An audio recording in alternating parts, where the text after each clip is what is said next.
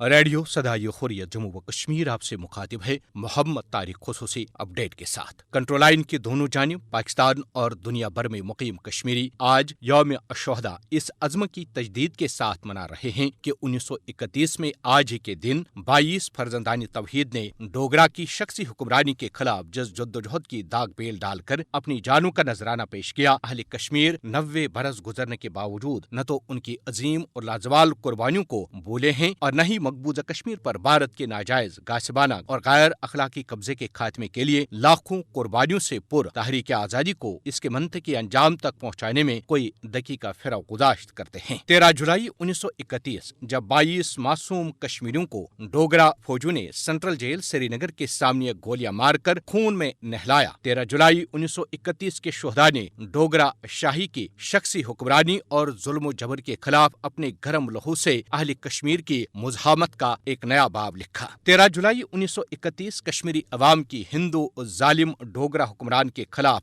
جدوجہد کا ایک اہم سنگ میل ہے۔ 13 جولائی 1931 کے شہداء کی بہادری اور قربانیاں مقبوضہ جموں و کشمیر کی تاریخ کا ایک سنہری باب ہے جسے کسی صورت بلایا نہیں جا سکتا۔ 13 جولائی 1931 کے شہداء کی قربانیوں کو یاد رکھنے اور انہیں عقیدت کے پھول نچھاور کرنے کے لیے مقبوضہ جموں و کشمیر میں آج مکمل ہڑتال ہے، جس کے باعث تمام کاروباری مراکز، بازار، دکانیں، دفاتر بند اور ٹرانسپورٹ سڑکوں سے غائب ہے۔ ہر سال 13 جولائی کو ہڑتال کرنے کا مقصد شہداء کے مشن سے وابستگی کا اعادہ کرنا ہے۔ کشمیری عوام جدوجہد آزادی جاری رکھنے کے اپنے عزم کی توثیق کے لیے 13 جولائی 1931 کو یوم شہداء کے طور پر منا رہے ہیں۔ کشمیری عوام کو آج سری نگر میں نقش بند صاحب مزار شہداء کی طرف مارچ کرنے کی پہلے ہی اپیل کی جا چکی ہے، جہاں 13 جولائی 1931 کے شہداء مدفون ہیں۔ اہل کشمیر کی جدوجہد آزادی کی تاریخ شہداء کے خون سے لکھی جا رہی ہے۔ کشمیری عوام اپنے شہداء کی قربانیوں کو کبھی فراموش نہیں کریں گے۔ شہداء کا خون جدوجہد آزادی میں مصروف عمل کشمیری عوام کے لیے رہنمائی کا ذریعہ ہے۔ 1931 سے لے کر آج تک اپنی جانوں کا نذرانہ پیش کرنے والے شہداء کو خراج عقیدت پیش کرنے کا بہترین طریقہ یہ ہے کہ اہل کشمیر متحد ہو کر بھارت کے غاصبانہ قبضے کے خلاف جدوجہد کریں۔ اہل کشمیر بھارتی قبضے سے آزادی تک شہداء کے مشن پر گامزن ہیں۔ کشمیری عوام آزادی کی صبح تک غیر قانونی بھارتی قبضے کے خلاف اپنی جدوجہد جاری رکھیں گے۔ بھارت کشمیری عوام کی منصفانہ اور عالمی سطح پر تسلیم شدہ حق خود ارادت کی جدوجہد کو کچلنے کے لیے تمام بین الاقوامی کنونشنز اور قوانین کی دھجیاں اڑا رہا ہے۔ بین الاقوامی برادری کو مقبوضہ جموں و کشمیر میں بھارتی مظالم، بربریت اور دہشت گردی کا نوٹس لینا چاہیے۔